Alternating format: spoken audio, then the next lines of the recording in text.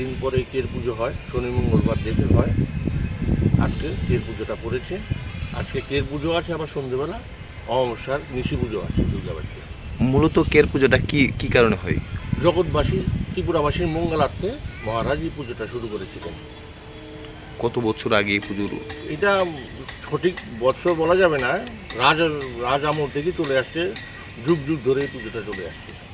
ভগবানের কাছে কি প্রার্থনা করা হয়? ভগবানের প্রার্থনা যাতে সুখ শান্তি থাকে, জন্য তো পুজোটা করা হচ্ছে এখানে। নিয়মটা কি রয়েছে? এখানে নিয়ম হলো, কালকে রাত্রে 10টায় লেগেছে কের, আজকে সারাদিন থাকবে, কালকে ভোর 5টায় কের সমাপ্ত হবে।